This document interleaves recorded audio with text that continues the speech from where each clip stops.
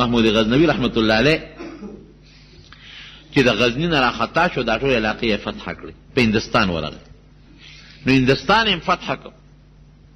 سومنات یو لوی کلی و، یو لوی علاقه و، هغه کې یو لوی مندر و د بوتانو.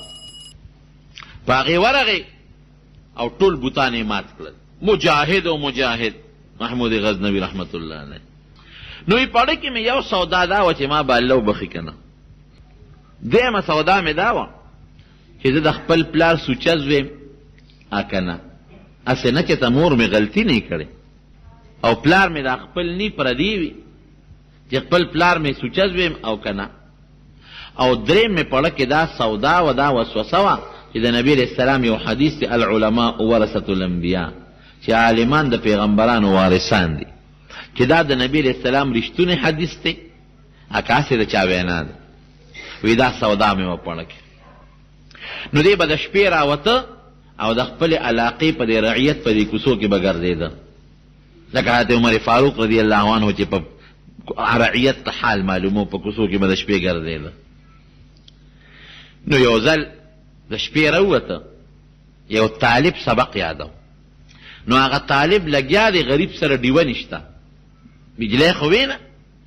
نو راوتلی او یو لوور دکان کې لګیا یې د شپې خپله لواري کوي، هغه لوور ځان ته ډیوه بله کړې ده. نو دا طالب د لوور هغه ډیوې ته ناست دی، هغه خپل کتاب ورته ګوري. نو بیا به د طالب هغه کتاب ټپ که او په هغه کوڅه کې به چکر لکه او ګرځېده را ګرځېده به چې هغه سبق به یاد که. نو بیا به هغه کتاب کولو که او را به هغې د هغه لوور هغه ډیوې ته به یې کته. محمود غزنوی رحمت الله علیه په دا راته ته وایي د خپل ملګري نه تپوس وکړو، وایي دا هلک ټیټ پاس کېږي او په دا کوڅو کې ګرځي. وی صاحب دا د دین طالب دی، لګیا دی خپل سبق یاد. وی اواز کوه ته. وی طالبه څه کې؟ وی صاحب سبق یادوم. وی کور ولې نه یاد دی؟ دا خو شپه ده. وی صاحب ډیوه را کره نشته، غریبه غریبي ده. نو به د دې لوړ دې ډیوې ته دا کتاب ګورم او چکر لګوم یادوم. وی ښه د دین طالب او دونه غریب چې ډیوه سره نشته. نو دی محمود غزنوی چې په دې لاره کې چکر لګاوه، غلام ورسره و. نو غلام سره د سرو زرو ډیوه وه او تیل پکې و، لکه اوس بیټري خلک ګرځي هغه زمانه کې ده. غلام ته یې ورکړه دې طالب له دا ډیوه، طالب له د سرو زرو هغه ډیوه ورکړه. وایي ځه کور ته د سرو زرو دا ډیوه به درته پرته او په دې کې دې ته خپل کتاب ګوره، او چې کله د تیل خلاصېږي نو بیت المال په نوم یې ولا اجازتنامه ورکړه، هلته ځه تا ته به خیراتي مفت تیل میلاویږي، خپل سبق وایه. طالب لار خوشحاله شو چې ډیوه راته میلاو شو بیا د سرو زرو او تیل یم سرکاري. محمود غزنوی کور ته لاړ، د شپې خوب ولید، نبی کریم صلی الله علیه وسلم په خوب کې ولید. د دواړو جهانو مبارک سردار ورته فرمایي اے محموده د سبکتګین زویه، د پلار نوم یې سبکتګین. اے محموده د سبکتګین زویه، الله دې وبخه ځکه چې زما وارث سره دې امداد وکړه. دعا ورته نبی علیه السلام په خوب کې وکړه. چې د خوبه راویښ شو، وایي دا خو زما هغه درې واړه سوالونه حل شو. جواب یې نبی علیه السلام راکړه، ځکه چې زما پړه کې دا سودا وه چې ما به الله وبخي او که به مې ونه بخي. نو نبی علیه السلام راته په خپله دعا وکړه چې الله دې وبخه. نو چې نبی علیه السلام چاته دعا وکړي خو خبره خلاصه شوه، الله دې وبخه. نو دا سودا خو مې مدړه نه ووته، انشاءالله چې الله به مې بخي. دویم مې پړه کې دا سودا وه چې د خپل پلار زوی کنه چې ته مور مې غلطي کړې ده، پلار مې بدل دی. نو د پلار نوم یې راته واغی چې ای محموده د سبکتګین زویه. نو معلومیږي دا چې پلار مې خپل دی رمونې نه سوچایم. او دریم مې پړه کې سودا وه چې دغه حدیث چې علما د پیغمبرانو وارثان دي، دا رښتونی حدیث دی د نبي علیه السلام، که هسې د چا مقوله وینا ده. نو یې راته ده ووې چې ای محمود د سبکتګین زویه، الله دې وبخه زما وارث سره دې امداد وکړه. نو طالب ته خپل وارث ووی. نو چې طالب یې وارث شو، د طالب استاد چې عالم دی خو یقینا وارث شو. نو دا حدیث هم درست ثابت شو چې عالمان دا د پیغمبرانو وارثان دي. وارث څه ته وایي؟ چې د پلار د مرګ نه پلار نه کم شی پاتې شو، د هغه د مرګ نه پسې تقسیموي. پلار مړ شو، جایداد پاتې شو، بچی تقسیمي دی، د جایداد وارث شو. پلار مړ شو او لارې موټر یې پاتې شو، بچو یې تقسیم کړی دی، د هغه لارو موټر وارث شو. نو نبی علیه السلام مبارک څه پرېښي دي؟ ترکت فیکم امرین لن تضلوا ما تمسکتم بهما. دو سیزونه مې پرېښودل چې تر څو تاسو په هغې منګولې لګولي نو ګمراهان به نه شئ. کتاب الله و سنتي، یو د الله کتاب او یو زما سنت. نو نبی علیہ السلام چې کوم شی د وفات نه پس پرېښی د الله کتاب او خپل سنت هغه چا په قبضه کې اخیستي دي؟ علما او طالبانو. نو دی وارثان شو د علم او د کتاب. نو محمود غزنوي رحمت الله علیه دومره بزرګ سړی و، دومره نیک انسان. نو خبره مې دې پورې کوله چې کله دا پاکستان او افغانستان او هندستان فتح کړل او په سومنات حمله وکړه، نو سومنات کې د هندوانو یو لویه ګرجه وه، د هغې بوتان خو یې ټول مات کړل. حکم به یې ده چې بوتان ماتوئ. یو غټ بوتو په هغه عبادت خانه کې د هندوانو چې کومه عبادت خانه ده په هغې کې یو غټ بوتو مندر ورته رشاد دوی وایي، ګرجه نه مندر، هندوان ورته ګرجه د عیسایانو هغې ته وایي، غټ مندر غټ بوتو. دا ټول هندوان وله رالل او په خپو ورته پرېوتل چې صاحب دا یو بوت راته پرېږده. د وی نه بوت چېرته پرېږدم، مینت ته تکو په خپو روغړېدل، لارې ورته بندې کړې چې صاحب درخواست ته تکو دا یو بوت راته پرېږده، دا زمونږ مشر بوت دی، دا راته مروانه وه، دومره پیسې بدله درکو څومره چې ستا خوښه. وی نه منم. وی صاحب دا بوت به مونږ د پیسو سره وزن کو چې څومره سره زر د ده په وزن برابر شو درې درکو، دا یو پرېږده. مرګر ورته وی صاحب دا یو بوت دې پکې نه کړ او بلا مال او دولت راله راکوي، نه مونږ به دې دا پیسې والو په هغې به ځان له د جهاد سامان والو، زغرې او هغه زمانه کې چې کوم د جهاد سامان و، تورې او نیزې وغیره سامان به والو. دا یو بوت مروانه وه که نه، خیر دی پاتې دی ورته بلا دولت راکوي. هغې وی چې خولې نه وباسئ چې څومره سره در پکار وي څومره دولت درکوو، خو دا یو راته پرېږده. محمود غزنوي خو فیصله ونه کړه، خو لږ غوندې دې خواړه مایل شو چې واقعي ډېر بوتان د دې په عبادت خانو کې او مندرونو کې پراته دي، دا یو دې مورته پاتې پیسې ډېرې راکوي. وی دا دې فیصله به سهار لکوو.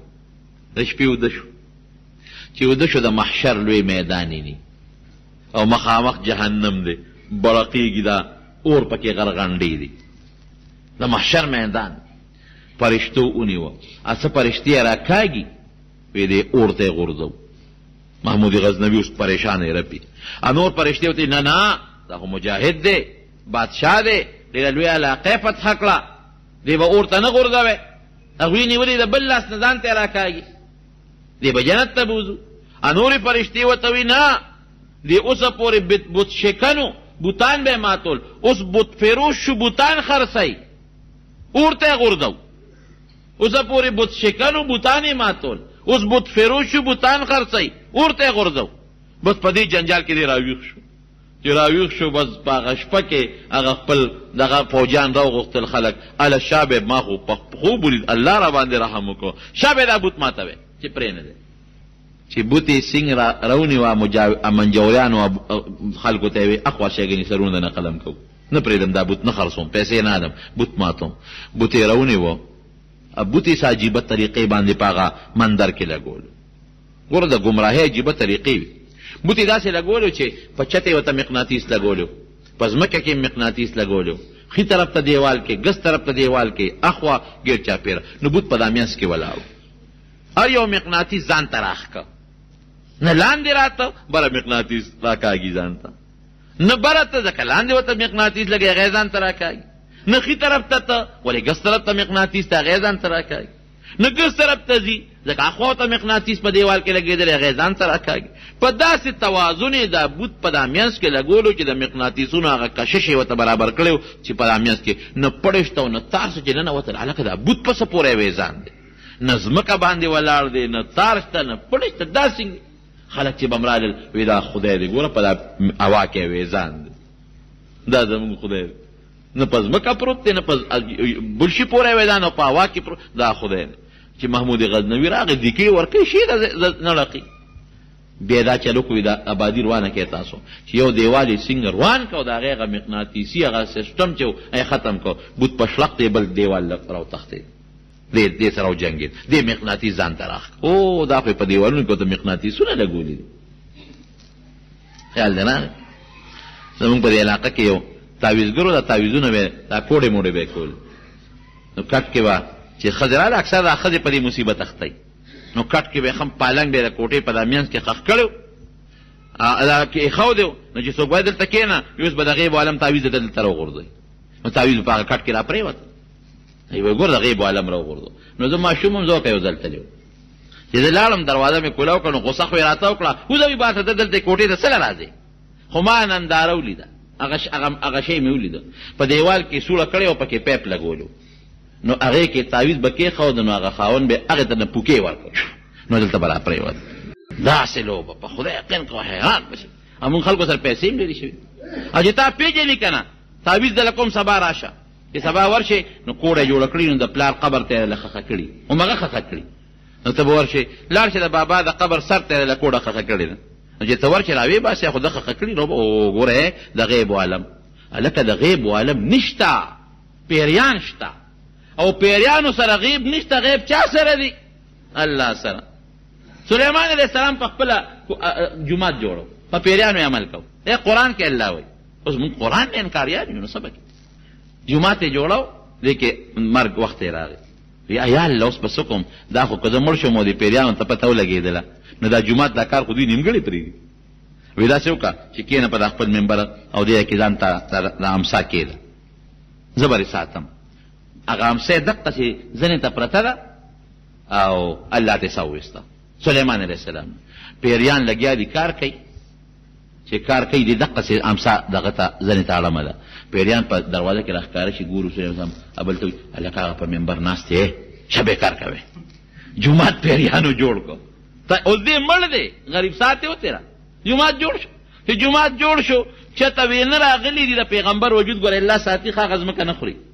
د هغه ویښې د امسا وینو وو چې ویښې وو امسا پرېوته سلیمان علیه السلام پرېوته چې پرېوته پیریانو یو بل دی او قرآن حکیم کې الله فرمایي لو کانو یعلمون څنګه د غیب ما لبثوا فی العذاب المهین که پیریانو سره د غیب علم وي نو دا شپږ میاشتې به د جومات په دې جوړولو کې په دې عذاب کې ولې پراته دې نه دي خبر چې سلیمان علیه السلام نه څه وتېره ځنې ته امسا اړمه ده او په دغه ناست دی نو پیریانو میریانو سره دیوانو سره د غیب علم نشته دا یو الله سره دی پام کوئ دا کوډګر موګډګر او دا جادوګر هم دوکه نه کړي خطا هم نه کړي نو صاحبه چې هغه بوتې سینګ کولاو که په دامیان مات یې که چې دا مات کې دننه د بوت خېټه د هیرو د جواهراتو نه ډکه وه دومره دولت قیمتي هیرې جواهرات پکې راووتل دومره چې هغې خرڅ کړل نو چې هغه کافرو اندوانو وله کوم دولت ورکو د هغې سلچنده او زرچنده دولت د هغه په خېټه کې پروت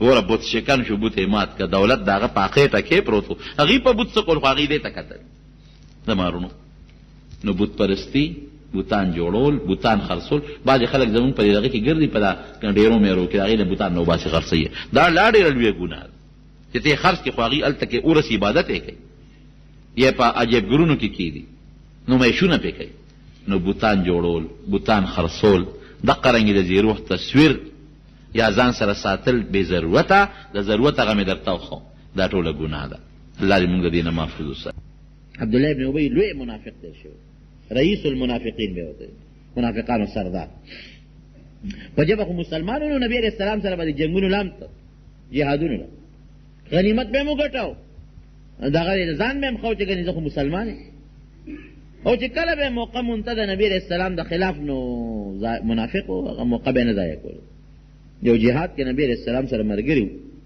یو مهاجر او انصاری مهاجر د مکې مکرمه خلک او انصاری د مدینه شریفه خلک هغې دواړو یو بل سره جګړه وکړه مهاجر لګي شو هغه انصاري یو څپېړه و په بوران شو هغه انصاري چغه کړه یا للانصار ای انصار راشئ د مهاجرو والا انصار را منډه کړې مهاجر چغه کړه یا للمهاجرین ای مهاجرین راشئ انصاري سره مې جګړه مهاجر د هغه خپل ملګري مرستې له راغلل انصار د هغه خپل ملګري مرستې له راغلل نبي ته آواز واورېده ما هذا الصوت دا څه آواز دی دا خو د جاهلیت اوازونه دي دا خو پکې نشته چې دا انصاري دی دا مهاجر دی دا خو ټول مسلمانان دي ټول د آدم علیه السلام اولاد دي عبدالله ابن ابی خو د مدینې سړی مدینې شریفې هغه چا ورته وایي ګور راشه زمونږ د مدینې هغه انصاري مهاجر ووت د خولې نه یې ډېره سپکه خبره ووته چې زه یې ویلی نه شم د نبي علیه السلام او د صحابو په شان کې ډېره سپکه. او بیا دا ووی لئن رجعنا الى المدینة لیخرجن الاعز منها الاذل. صبر وکئ وایي چې زه مدینې ته لاړ شم که نه نو موږ عزتمن خلک یو عیاذا بالله دا ذلیله به در وباسم. نبي علیہ السلام او د هغه ملګري یاد هغه له دې نه فایده واخیسته چې د انصار خو دې وخت کې خفه شو نو راشه موقع ده.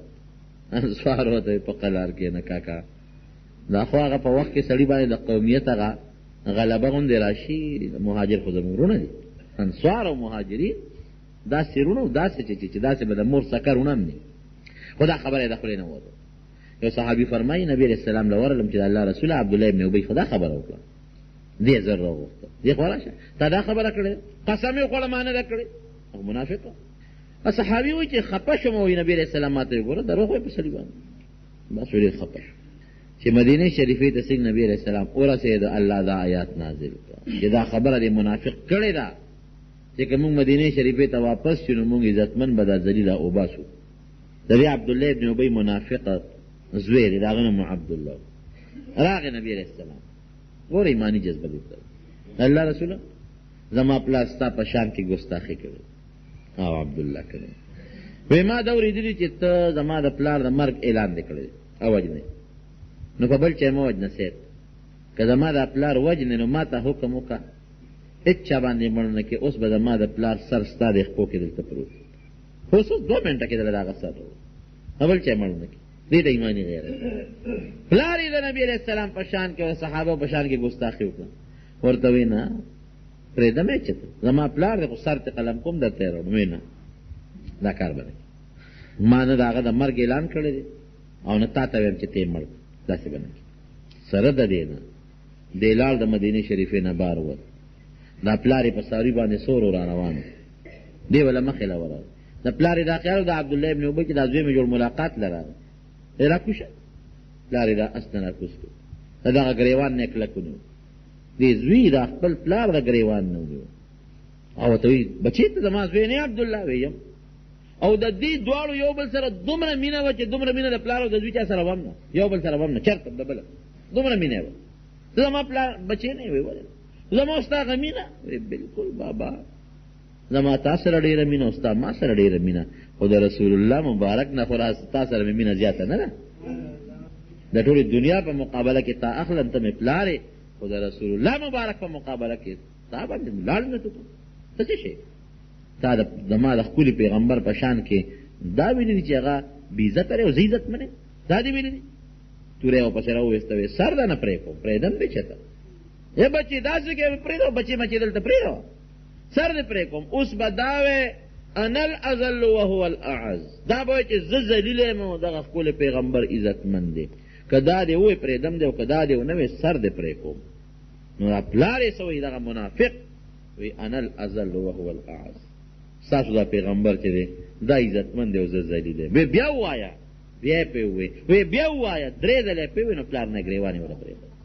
مسلماني او ایمان دی ته بیا پلار او ورور او تربور نه پیژني. خو یاره چې په سچ او په حقیقت کې د الله او د رسول محبت او مینه د انسان په زړه کې پرېوځي، ګورې په سچه چې پرېوځي. حضرت ابو طلحه رضی الله عنه به په احد کې جنگ کې په غشو باندې غزارونه کول، سخت غشي ویشتونکی و، غشی به ویشته و د غشو په ویشتو کې ډېر ماهر و چې غشی به ویشته نو هغه به رسا لګېده. وی نبی علیہ السلام سره چې څومره غشي هغه یې ما ته راوغورځول چې شابه دا زما دا مواله، او چې په لاره به څوک تغ لیندې والا نو ورته به وایي چې غشي دته غورځوه نو چې ده به غشي ویشته نو وی نبی علیہ السلام مبارک بخاري شریف کې حدیث دی په دې تندي ورته داسې لاس کېښود او کتل به چې دا غشي د کافر په وجود لګي او که نه لګي. دې ورته څه وایي دا دې ته مینه وایي. وی د الله رسوله مه ګوره اخوا غشي ته، ځکه چې زه غشي ولم نو دشمن ما باندې غزار کوي هغوی ما ولي نو هسې نه ته چېته ونه لګې. نحریدونه نحرکه زما دا سینه ستا د سینې نه مخکې ده، ته زما نه شاته ودرېږه نو که هغې غزار کوي زه به لګم ته خو به نه لګې که نه. دې ته مینه وایي. نو د دواړو جهانو مبارک سردار ورته څه وایي الله اکبر. 2 صحابو ته دا د مینې لفظ ویلی دی، قسم په الله 2 نه علاوه دا د مینې لفظ نبي علیه السلام چاته هم نه دی ویلی. زه چې به غشي راښکه که نه نبي علیه السلام ورله آواز ورکړه ارمی یا سعدو، ها هغه سعد ابن ابي وقاص تری شو خطا شو، ارمی یا سعدو فداک ابي و امي، اولا اے سعد زما مور و پلار ستانه قربان، مور و پلار می درنه قربان اولا. نو جناب دا حضرت زبیر ته ویلی دی او حضرت سعد ابن ابي وقاص ته دینه ما سبا بل چاته دا لفظ نه دی ویلی چې زما نبی علیہ السلام مبارک ورته وی چې اولا ما مور و پلار ستانه قربان. دا ولی دا هغه مینه کته. او بخاری کې راځي د حضرت طلحه رضی الله عنه لاسونه شل شو، لاسونه ولګېدل شل شو، پس چې دا کوم وخت سخته شو نو په خپل لاسونو به د نبی علیہ السلام نغشي تنبول او به کې څوک داسې. دا محبت او دا مینه ده د نبی کریم صلی الله علیه وسلم. حضرت خبیب رضی الله عنه چې کوم وخت پانسیکاو د مکې مشرکانو او دی هغه پانسیګاټ ته براو خېجاو، حضرت خبیب رضی الله عنه پانسیګاټ ته براو خېجاو، په لرګي پورې براو تړو اوس به په غشو باندې وجود چټنی کوي. یاره وی ارمان دا ارمانو که چې اوس داسې ووایه چې یاره ارمان که زما په ځای دلته کې اوس زمونږ پیغمبر محمد رسول الله صلی الله علیه وسلم تړلی وي او زه د خپلو ښځې سره او بچو سره مې مزې کولې نو څه به وه. صرف دا ارمان وکړه نو پرېږدو په دې ارمان خو څه نه کېږي، نه هغه دلته مونږ راوستی شو خو تا ته پې فایده رسي تا پرېږدو. زه د ارمان خو که زمونږ داسې ووایه چې که زما په ځای اوس هغې وي دلته. وایي چې دا خبره حضرت خبیب واورېدله نو یا خو د مرګ ته تړلی شوی نو سړی خامخا چې مري نو لږ غوندې یو بوټی رنګې وایي ناګانې مخ راسور شو. ابو سفیانه دا دې څه ووایي؟ وایي قسم په الله ته خو لا دا وی زه د خپل ځان چټني کېدو ته تیار یم خو د دغه خپلې پیغمبر خپې ته ازغي تلو ته هم نه یم تیار چې د هغه خپې ته رغه نه ورسي ازغي دې ورسي زه دې مړه شم پروا نه. دا کومې غلطې خبرې. یاره وایي ارمان افسوس چې د محمد صلی الله علیه وسلم مرګري داسې جانثار مونږ ته نه دي. نو په غشو په نیزو یې ووهه شهید شو. الله غله څه صله ورکوي ګوره محبت یې وکړه نو چې کله مړ کېده نو د هغه ځای نه او یا الله وی زما سلام خو پیغمبر علیه السلام ته ور ورسوه، نور خو هېڅ وسم نشته خو ما یو سلام خو ور ورسوه. نو نبی علیه السلام مبارک ناست دی په محراب کې فوراً یې را رنګ داسې بدل شو، هسې مو سره فکر ورته پته وه. وی وعلیک السلام یا خبیب، اے خبیبه په تا دې سلام. صحابه ورته ویل الله رسوله ولې؟ وی ما ته د خبیب سلام حضرت جبریل علیه السلام اوس په دا ساعت راوړېدل او هغه کافر و شهید. دا ګوره دام یو لوی خبره. او بیا واپسې نبی علیه السلام صحابه ولېږل وی لاړ شئ هغه وجود یې راوسپړی او راویړی ولې چې وجود به یې ویزان دي څو میاشتې او مارغان به راځي غوښې به دې تښتئ دا به در وسپړی. صحابه فرمایي چې موږ څنګه ورلو؟ وی کافر ګیر چاپېره تودي د ده وجود نو څوکی کوي. وی د نبي علیه السلام وینا وه او شپه ده وی مونږ وی چې راځئ چې پور شو. وی چې ورلو وی قسم دی هغوی یو مونږ ته نیغ نه بټ بټ ګوره مونږ نه وجود مو را خلاص کړ. وی چې را خلاص هم که ځان سره په اس باندې هغه وجود کې کېښود او رامنډ چې سهار وختي شو چې هغې وکتل د هغه وجود نشته. هلکه څه شو خو چاوړی دی منډې منډې منډې وی مونږ روان یو او ناګهانه راپسې کافر راورسېدل. ملګري ته مې وی چې دا کافر خو دغه دې راورسېدل اوس به څه کوه خو مونږ هم رانیسي او اس زمونږ درون د منډه نشي والی ځکه چې یو پې سړی دی یو راسره خبیب دی که نه د هغه جوسه ده. چې کافر رانږدې شو مونږ پوه شو چې دې خو اوس مونږ راګېروي نو خبیب هم په ځمکه وغورځول چې دې خو هسې مړ دی اوس مونږ څوک ورسره اوس مونږ خو اس درون د منډه نشي والی. وی ځان هم بچ کړ خو رب العالمین هغه سره څه احسان وکړ چې هغه هم څنګه ځمکې ته کوز کړ ځمکه وشلېده هغه پې د پاسه ورننوت. بلیع الارض ورته وایي بلیع الارض. دا سره الله یو احسان وکړ. زما رونو زمونږ ایمان به دی چې زمونږ به د نبي کریم صلی الله علیه وسلم سره د خپل ځان نه د خپل پلار نه او د ټول مخلوق نه محبت او مینه زیات او که د چا هم په دغه مینه کې په دا محبت کې لږ غوندې کمي وي لږ کمي نو دا مسلمان نشي واقع کېدی. بل به زمونږ دا ایمانی چې کوم سړي د نبي علیه السلام په شان کې ګستاخي وکړه یا د دې ګستاخ ملګري دي دا هم کافر دي.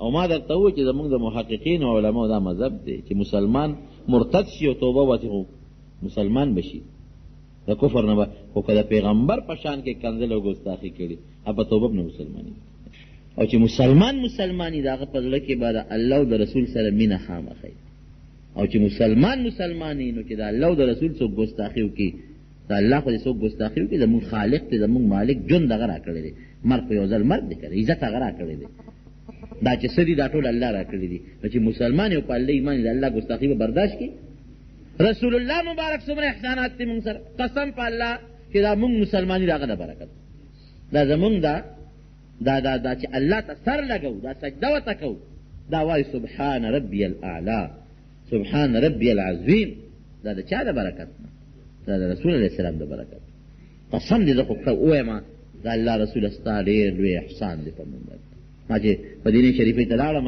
او مخامخ شوم نبي علیه السلام مبارک ته سلام مې اچاو نو ما هم دا الفاظ وویل او کتابونو کې هم لیکي ما وی اشهد انک قد بلغت رسالت زه ګواهي ورکوم چې تا د الله تعالی پیغام خپل پیغام چې الله دې کوم درکړو اتا رسول دی دعا وکړئ الله زمونږ په حال رحم وکړي الله زمونږ وطن د دې ګند او د دې بت پرستۍ او د دې بوتانو تصویرونو د مصیبتونو خلاص کړي زمونږ په حال باندې رحم وکړي د رحمت فرشتې را باندې راوړي د غضب د فرشتو نه مو ساتي دعا وکړئ مریضانو ته چې الله تعالی ولا شفا ورکړي څو قرضداران الله دې قرضونه خلاص کړي او څه بعضې کسان مردګان وفات شوي دي ما ته خو نومونه یې دي پرون ما ته چا ووایي او نو خار والا هغې ته دعا وکړئ چې الله مغفرت نصیب کړي زمونږ په دې کلي کې یو دوه کسان وفات دي خو ما نه نومونه یې دي وروسته راته پته لګېدلې وه یو د بامبوخیلو کندې کې یو زنانه وفات شوې ده او یو بل مونږ ته دلته کې د هغه بل خټ کې هم څوک وفات شوي دعا وکړئ چې الله مغفرت نصیب کړي الله زمونږ په حال رحم وکړي اخر وخت زمونږ په خولې دا کریمه نصیب کړي چې لا اله الا الله محمد رسول الله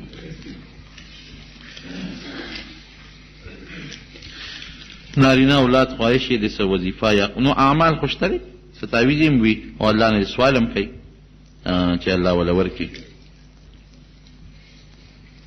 لیلا او مجنون د عشق د وجې نه اسمان ته خلا دروغ قصه ده ښه اسمان ته نه دي ختلی دې زما د خپل دوی نوم خضر یې ښودلی خضر نه خضر اصل خضر دی خضر نوم که کېږدي نو دا ښه خبره بده نه ده دا دی وی چې زمونږ په کلي کې دوه جوماتونه دي مسله داسې ده چې په کوم جومات کې دی اودس وکړه نو هغه جومات کې بیا مونځ کوه دا قاعده ده جومات ته چې داخل شو په کوم جومات کې در باندې بانګ ووایي بانګ نو د بې ضرورته بیا د هغې جومات نه وتل منع دي که سړی اودس نی او ځي یا مثلا بل څه عذر پېښ شو امام دی بل جومات کې ځي نو خیر دی خو چې په کوم جومات کې در باندې بانګ ووې دا مسله ده نو بغیر د دغې شرعي عذر یا طبیعي عذر د هغه جومات نه وتل بیا منع دي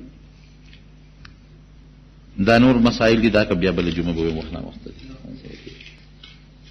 قبر عذاب د مؤمن دپاره نشته او دارنګې صحابي او نبي دپاره هم نشته داسې مه وایه چې مسلمان نیک عملي هغه له د قبر عذاب نشته بدعمله مسلمان له د قبر عذاب شته خیال دی راغی د سعد ابن معاذ د قبر عذاب نه دی راغلی ښه هغه ځمکه راجوختېدل راغلی دي راجوختېدل دې دپاره نه چې دلې عذاب ورکو که مسلمان نیک عملي هم پې ځمکه راجوختېږي داسې راجوخته شي لکه بچی چې د مور په غېږ کې وي او مور پې د خپل غېږ راجوخت کي او لږ زور دی بچی له ورکي دا بچی وي مور سر مې خوږېږي وجود مې خوږېږي لږ زور راله نورم لږ زیات راکړه په دغه طریقه د عذاب دپاره نه شیخ الهند صاحب مولانا محمود الحسن دیوبندی رحمه الله یو ډېر لوی عالم او بزرګ تېر شوی دی د دا روم دیوبند شیخ الحدیث پاتې شوی دی هغه لیکي وي مدینې منورې ته لاړم الله دې مونږ ټول بوتلي وی چېرته لاړم پخوا خو دا دومره رش نه لکه دا اوس چې څومره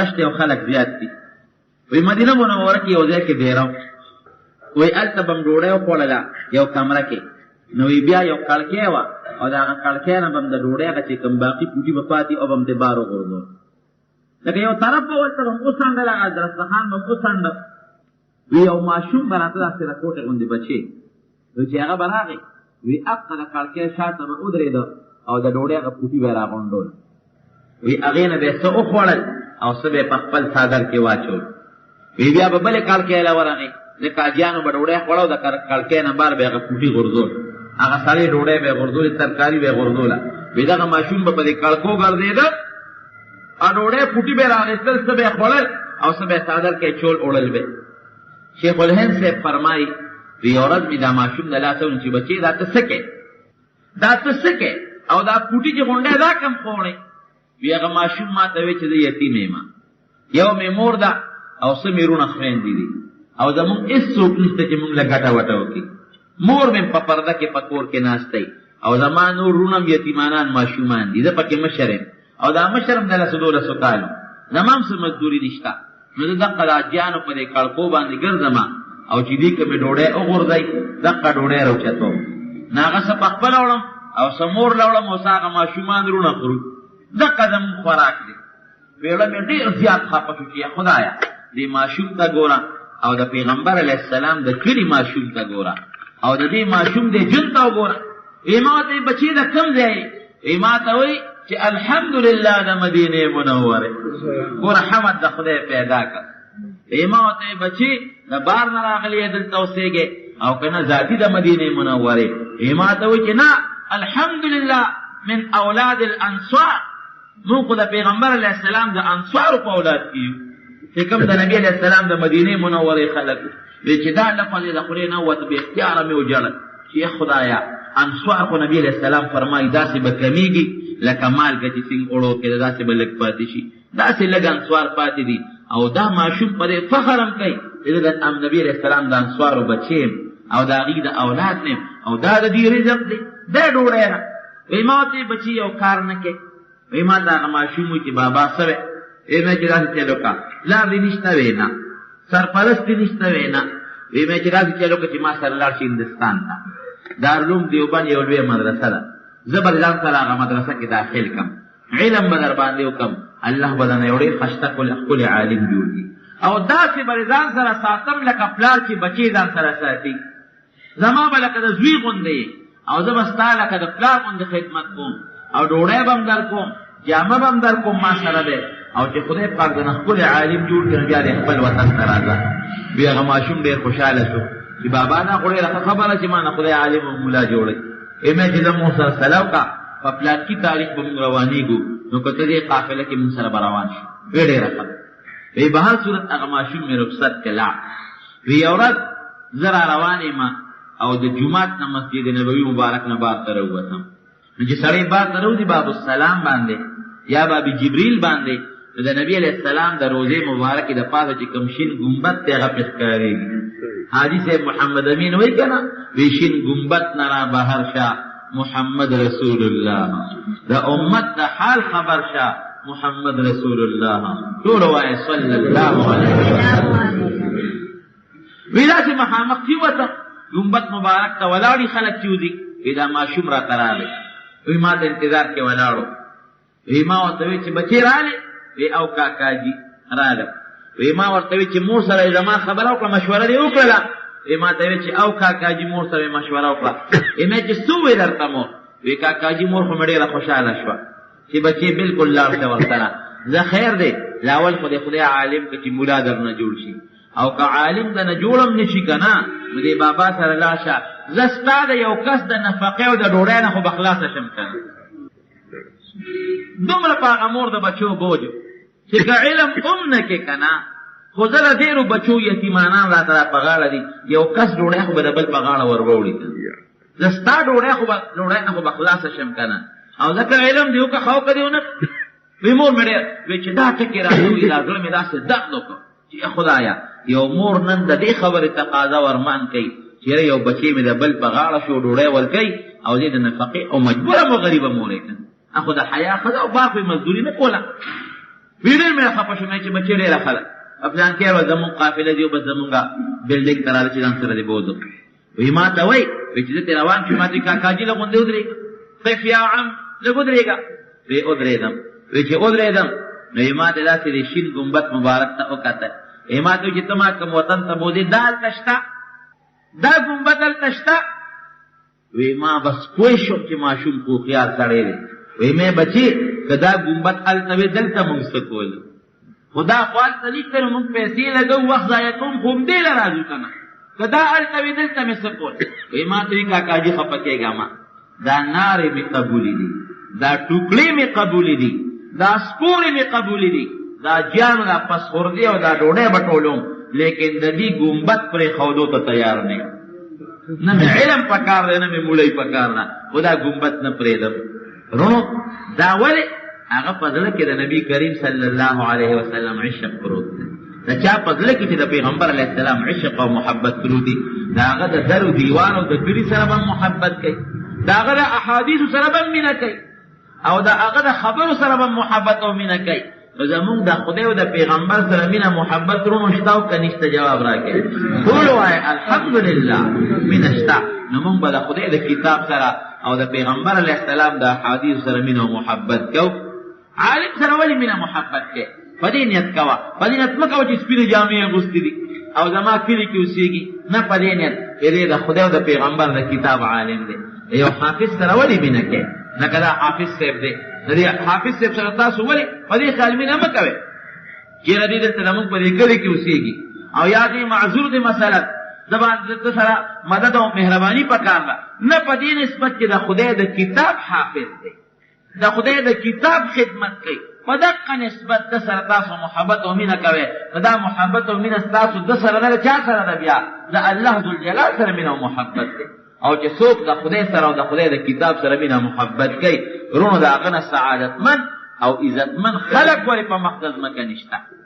نو دویمه خبره مې رونو دا کوله چې د علماو سره، حافظانو سره او قاریانو او طالبان د علم سره به مینه محبت کوئ، د هغې اکرام او عزت به کوئ، د هغې به خیال ساتئ، د هغې به قدر کوئ.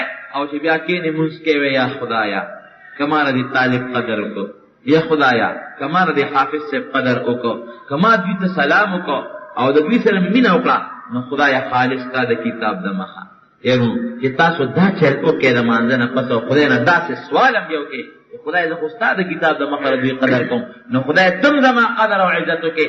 تو وایه چې خدای به ستا قدر او عزت کوي او که به نه کوي. بوج په ځان مه راولئ یاره بس نه خلاصېږو ته. نو دا ګورئ زه یریږم په هغه انسان چې دا خبره کوي، نه خو د هغه په کفر ایمان یریږم چې نه خلاصېږي، خو د هغه خو د کتاب او د قرآن خدمت کوي. نو چې د قرآن نه ده ووایي چې نه خلاصېږم، توبه وباسئ د دې خبرو نه، خو په شوق سره مینه کوئ. هرونو درېیمه خبره مې دا کوله چې کم خلک اوس د قرآن سره مینه کوي او د طالب سره مینه محبت کوي، د هغوی به سانجامي لکه دا ستاسو د محلې خلک، د علاقې خلک. ځکه حافظ صاحب نه مې اوس تپوس وکړو څومره طالبان دلته، دومره طالبان ډېره دي او دومره ماشومان ډېرې، دومره حافظان دي، د دوی د روډۍ څه انتظام دی؟ وی روټۍ د دې کلي دا خلک چې څومره د وظیفې غواړي. نو چې ستاسو په یو ټوکړه یو نوړی باندې یو ماشوم حافظ جوړ شي، دلته کې به شور هم کوي، دلته کې به لګي هغه تلاوت به هم کوي، او تاسو په مینه او محبت سره هغه برداشت کوئ. رونو ستاسو دپاره دا ډېر لوی سعادت دی او ستاسو نه د عزت قوم په مخ د ځمکه بل نشته. حافظ ابن کثیر رحمت الله علیه فرمایي، یو حدیث یې نقل کړی دی. حافظ ابن کثیر وایي چې کله د قیامت ورځ شي رب العالمین به دا خلک وبخي، نو بعضې به بې حسابه بې کتابه بخي او بعض سره به حساب او کتاب کوي. په صحیح مسلم کې یو حدیث دی، نبی علیہ السلام فرمایي چې 80,000 کسان به خدای پاک بغیر حساب او کتاب جنت ته ولېږي. ټول وایي الحمدلله 80,000 کسان. لیکن ګوره ما چې دا حدیث واورېده لکه مې وی خدای 80,000 کسانو کې خو موږ نه شو راتلی، ځکه 80,000 کسان خو صحابه کرامو تعداد زیات دی، په هغوی نه پوره کېږي. بیا یو بل حدیث په مسلم شریف کې دام شته، وی دغه 80,000 کسان چې خدای پاک جنت ته بوځي، یو کس سره به 80,000 ملګري وي. ما وی یاره دې کې مشکله ده، ولې؟ ځکه صحابه هم ډېر دي او تابعین هم ډېر دي، ائمه هم ډېر دي، نیکان او صلحا او علما هم ډېر دي، خو ډېر شي دي. نو مونږ به پکې راشو که مونږ به پکې را نه شو. بیا مې یو بل حدیث ولیده، دا هم په مسلم شریف کې دی، نو په هغې مې ډېر خوشحاله شو. 80,000 به جنت ته دي، هر یو سره به 80,000 ملګري، معدې کې خو سوال نه پیدا کېږي.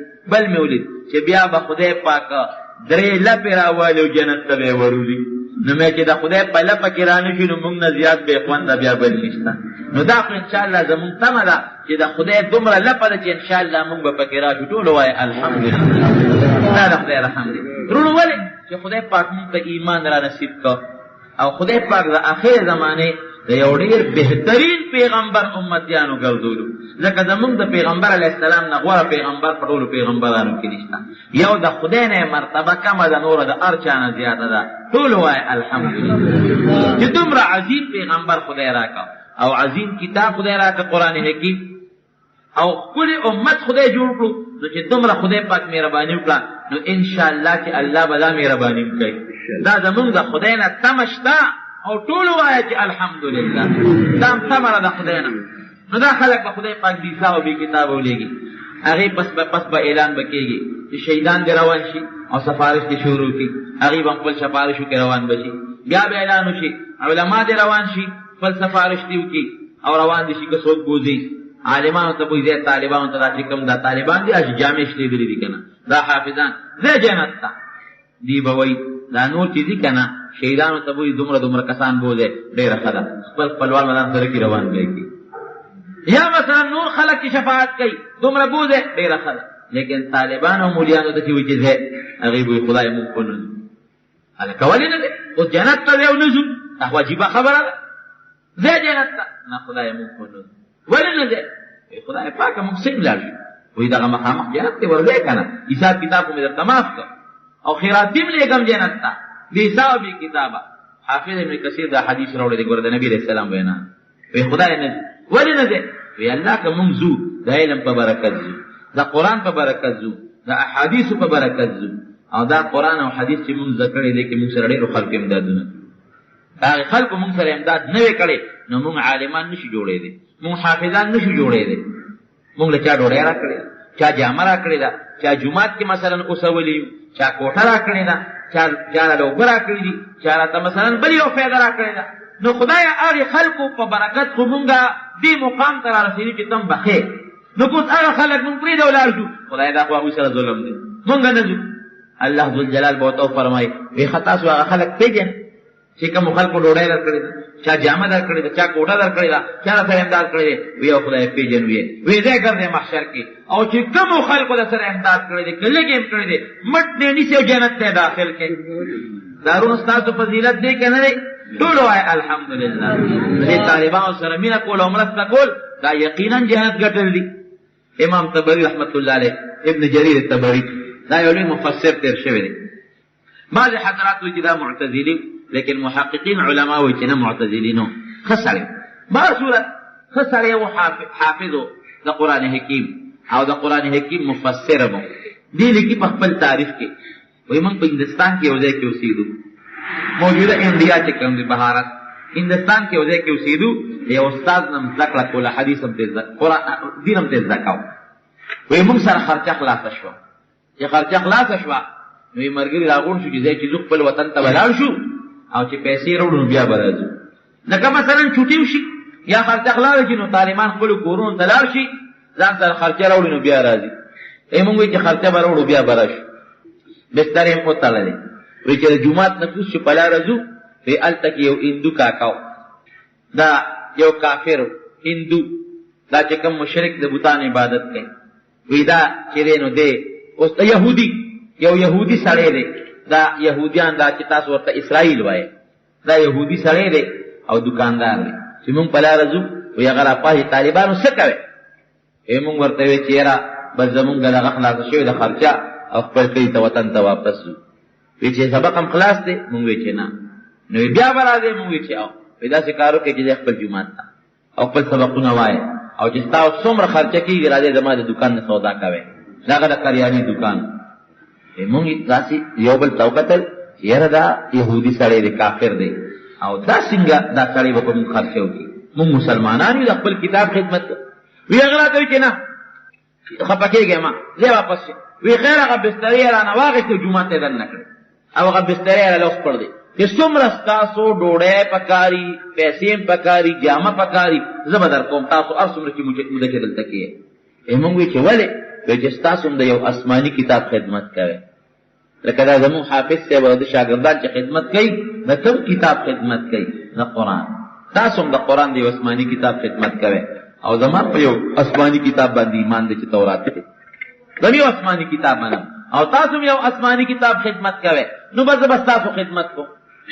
وی بس مونږ هغه چې څه موده وه وی هغه مغه جومات کې پرېږده کړه چې سودا له به ضرورت راته نو هغه یهودي دوکاندار له به تلو د هغه نه به سودا راوړله. وی هغه باقي سبقونه هم خلاص کړل چې خلاص هم کړل بس هغه اخري دعا هم وکړله استاد نه هغه نه هم رخصت واخېستې یهودي کاکا پیسې به درله ولېږو ویې نه ما د خدای د رضا دپاره در باندې خرچه کړې ځای په مخامخه وی بس را روان شو را کلی تا ډیره موده پس 100 کاله پس حج له وی لاړو د بیت الله مبارک حج له وی چې حج له لاړو او د بیت الله نه ګرځیا پیره طواف کو وی چې طواف هم کو دا خپل ملګری اوس موږ نه مولیان جوړ شوي وی هغه يهودي کاکا چې دی هغه اوس یو ځای کې دا طواف نه بعد بیت الله شریف سره خوا کې مطاف وته چې کوم دی طواف کېږي ناست دی وی ما خپل ملګری ته وی چې ملګری دا د پلان کې کلی د پلان کې علاقې هغه يهودي بابا نه دی وی ما ته چې دا ما په پم سترګې خوږیږي ممکن ده چې دا هم هغه وی چې طواف هم خلاص کول لکه ناست ورسره بابا سلام علیکم وعلیکم السلام بابا یو تاسو دنه کوم خپکیږي خو باندې نو ولې خپکیږي یره کله پلان کې علاقې د هندستان د پلان کې علاقې کاکا خو نه وی چې ولې نه زموږ د هغه دکاندار بابا خو نه وی دا چې موږ دکاندار و تاسو څوک یې موږ ورته وی چې موږ هغه طالبانو چې تاسو هغه جمعات کې سبق وي او بیا یو ځل روان شو لاره نه بسترې واغشته واپس نکړو موږ هغه طالبان وی سړی را پاتې را تر غاړه وی کې ناست موږ ورته چې بابا ته څنګه حج راغلی وی راته وی چې زه خدای مسلمان کړم کنه وی ما ورته چې څنګه خدای پاک مسلمان کړ وی تاسو چې څنګه رخصت شوي په هغه شپه خو بینم چې په کومه شپه رخصت شوي په هغه شپه زه خو بینم او په خوب کې مې رسول الله صلی الله علیه وسلم او چې څنګه مې په خوب کې ولید وی زمون په کور کې داسې رڼا شو چې داسې رڼا ما په خپل جون کې چته نه ولیدلې وی ورپاسې د پیغمبر علیه السلام ته وی د دواړو جهانو سردار راته وی چې مبارک شه ایمه چې ولې څه وی چې ستا د ایمان فیصله شوې ده مبارک شه ستا د ایمان فیصله شوې ده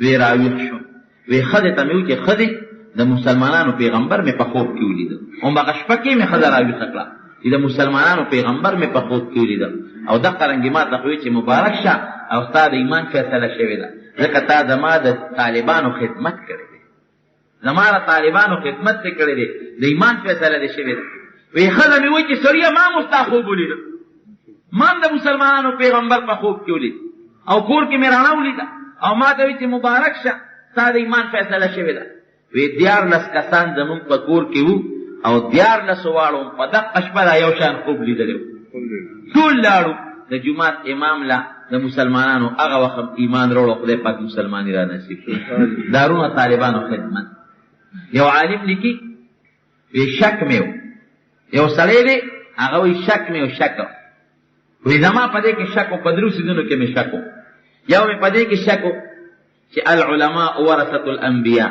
چې دا حدیث چې عالمان د پیغمبرانو وارثان دي چې دا صحیح دی او کدا صحیح نه دي یو مې په دې کې شک چې عالمان دا د پیغمبرانو وارثان دي حدیث کې راځي یاره دا حدیث صحیح دی او کدا صحیح نه دي لیکن شک او دویم مې دا شکو دا غالبا محمود غزنوی رحمت الله علیه دی نو مېر دی پورا غالبا چې دی دویم مې دا شکو یاره ما به خدای وبخي او کبه مې ونه بخي ځکه سړي ته خدا شکی جنت ته ولاړ شم او که جنت ته ولاړ نشم دا مې شکو او دریم په دې کې شکو چې د خپل پلار رښتیا زویم او که غلط زویم ځکه سړي ته خو پته نه لګي کنه اوس خلک وایي دا پلان کې دی موږ دا پلان کې دی بعضې وخت یو انسان دی هغه مور څه غلطي وکړي دا مې درې شکونه وی د شپې بار ته ووتم وی چې بار ته ووتم نو یو طالب دی لګیا دی او هغه طالب کتاب زوتی لیکن هغه غریب سره دیوه او لاټین نشته هغه زمانه کې خو بجلی نه وی کنه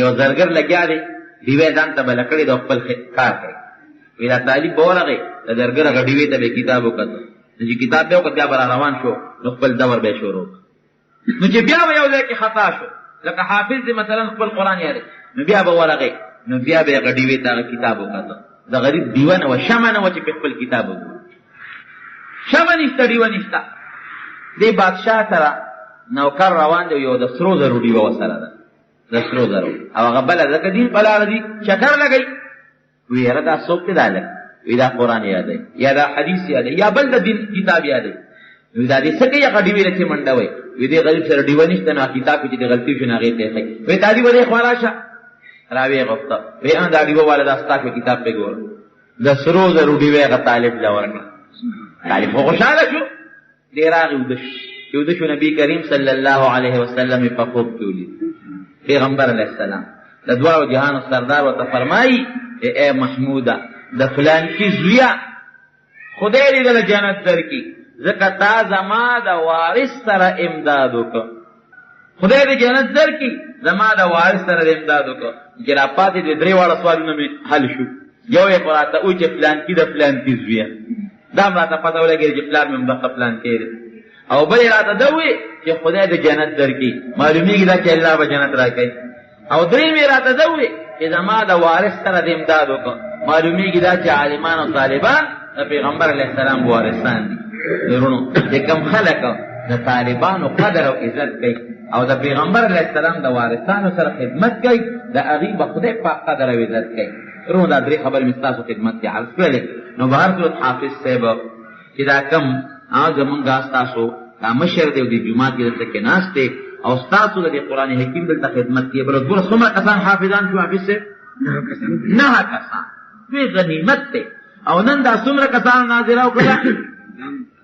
9 کسان. دا څومره لوی غنیمت دی قرآن زده شو. دا ترونو حقیقت ویم زه چاپلوس ملا نه یم او نه چا چاپلوسي کوم. رزق خدای را کوي، ډوډۍ خدای را کوي، عزت خدای را کړی دی او مختصره غوندې ډوډۍ خدای را کوي. نو د بل چا ولې چاپلوسي وکړم؟ لیکن حقیقت خبره کوم او هغه دا چې د دې حافظ صاحب وجود ستاسو په دې محله او په جومات کې د خدای نعمت او رحمت دی. ټول وایي الحمدلله. ستاسو په جومات کې د قرآن خدمت کېږي، د طالبانو خدمت کېږي او د حافظانو خدمت کېږي، د ناظرې خدمت کېږي. دا ډېر لوی عظیم نعمت دی. ګورئ د خدای د کتاب نعمت کېږي، بل خدمت کېږي، بل پکې څه نشته. نو دا ډېر لوی عظیم خدمت دی ورونو. او تاسو مبارک خلک یې. دا نعمت په تاسو خو د خدای نه دی غوښتي، خدای په خپله درکړی دی. الله په خپله درکړه. نو د خدای پاک تاسو باندې یو لوی نعمت دی. یو خبره درته کوم نو بس کو. یو سړی په لاره باندې روان دی، یو خان ولا په مخه ورغی. هغې خان سره سپېټ یو. دا سړی پنډي دا بازار کې چې دا پنډونه خلکو له وړي. خان ورته وایي کاکا دې خو راشه ما سره سامان یو څه پلار کې دی پورې. ویې ډېره ښه ده. څو پیسې به والې وې؟ دومره پیسې. پنډې په شا کې چې په لاره روان دي بانګې د ماښام و. دا کاکا ورته وایي دا پنډي کاکا چې دا پنډې اوچت کړی دی. پنډي ورته وایي که دې ورته وایي وی خان کاکا زه مونځ کوم. خان کاکا ورته وایي نه ما سره به دا پنډ وړی بیا دې مونځونه کوه.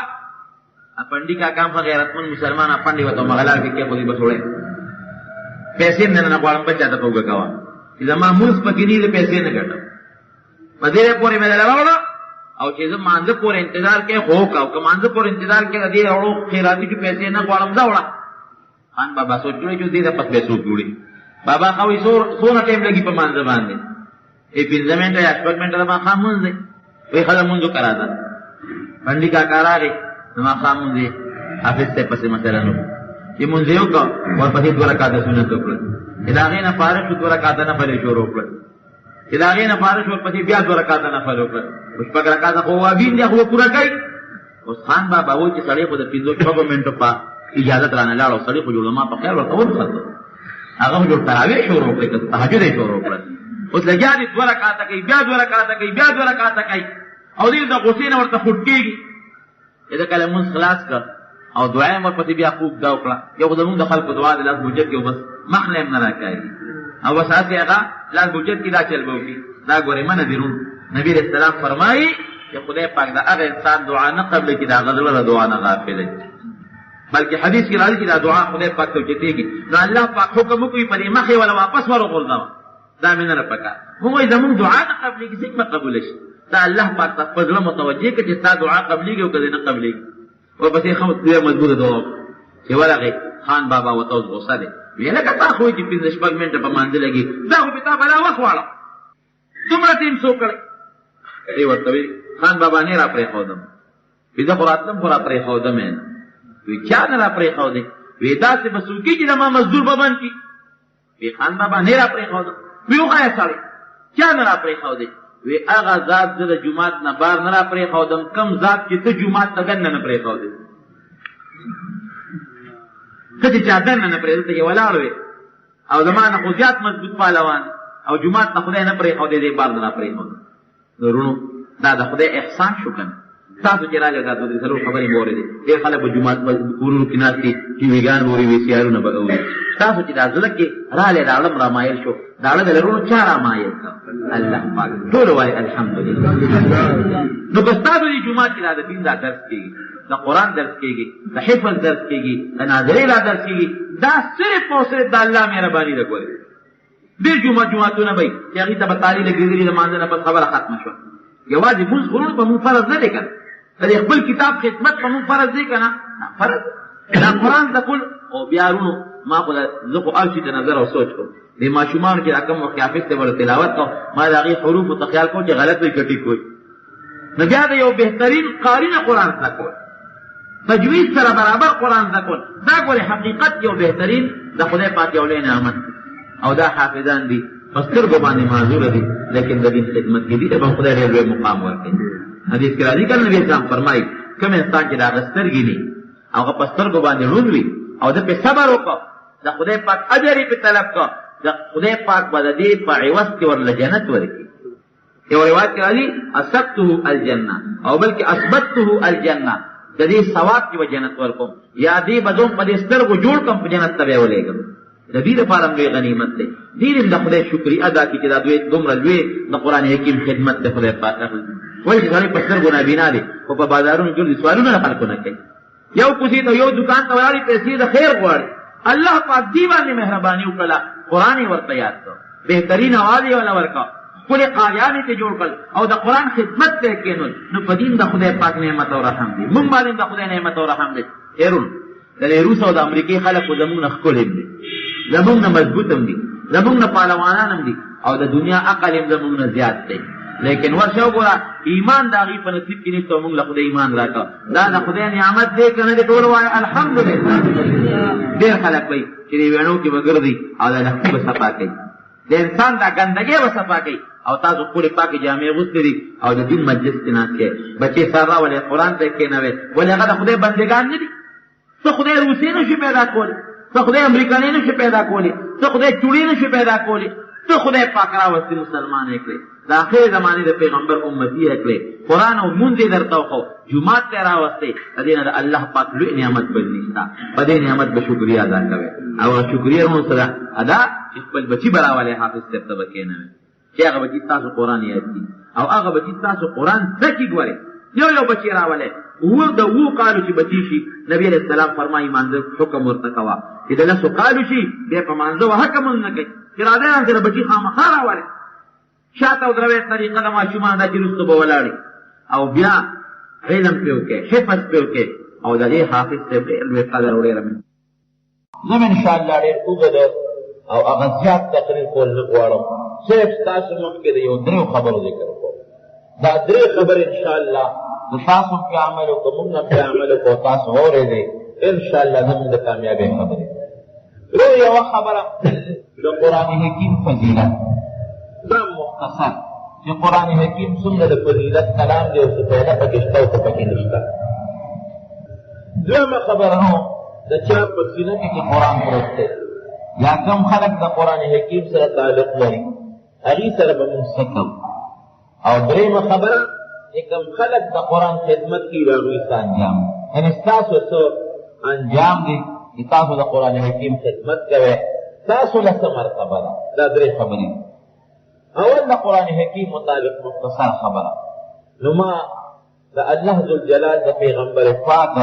یو څو احادیث تاسو مخکې ولوستل نبی کریم صلی الله علیه وسلم فرمایي د قرآن حکیم متعلق چې کوم انسان د قرآن یو حرف ولولي هغه به هغې باندې خدای پاک یو نیکي ورکړي او هغه نیکي یو په لس بدلېږي لکه دنیا کې که د روپۍ ورته نو د روپۍ سودا به وړې او که د 5 روپۍ ورکړئ دوکاندار به د 5 روپو سودا درکړي داسې نشته چې ورکړي روپۍ د 10 روپو سودا راوړئ دا به دوکاندار خطا شوي دی د رب العالمین بازار کې په روپۍ د 10 روپو شی ملاوېږي بلکې قرآن حکیم کې الله فرمایي د یو آیات نه معلومېږي او یو حدیث پکې صریح دلالت ورکوي چې 1 روپۍ باندې 200 د 1 روپۍ باندې الله د 200 روپو شی درکوي بلکې فرمایي والله یضاعف لمن یشاء چې څومره اخلاص نه زیات دی نو نو هغه رب دوچندو